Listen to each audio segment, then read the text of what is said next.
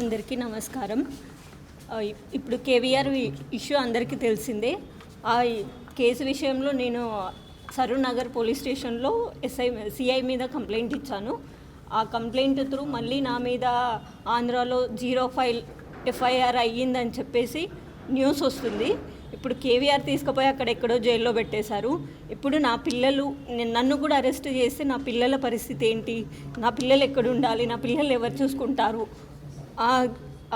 నాకు జరిగిన అన్యాయం గురించి ఎవరు మాట్లాడట్లేదు. మళ్ళీ తిరిగి నా మీదనే కేసులు పెడుతున్నారు.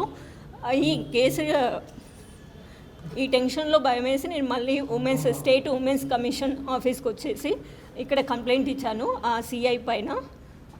అక్కడ నుంచి నాకు ఉమెన్స్ కమిషన్ నుంచి ఏమైనా న్యాయం జరుగుతుందేమో అని ఆశిస్తున్నాను. ఏం జరిగిందమ్మా ఆ రోజు ఒకసారి ఎక్స్ప్లెయిన్ చేయరా? మీ ఇంటి దగ్గర ఏం జరిగింది ఒకసారి ఎక్స్ప్లెయిన్ చేయరా? సిఐ ఎట్లా మిస్బిహేవ్ చేసింది? సిఐ చూశారు కదా, ఎవరు ఫీమేల్ కానిస్టేబుల్స్ కానీ ఎవరూ లేరు. సివిల్ డ్రెస్లో వచ్చారు వాళ్ళు. పోలీసులని మాకు ఎలా తెలుస్తుంది? ఎందుకు లాక్కపోతున్నారని మేము అడ్డు పడుతుంటే మనం చేయి పట్టుకొని లాగడం, తోసేయడం, చేతుల మీద వేయడం అవన్నీ జరిగాయి.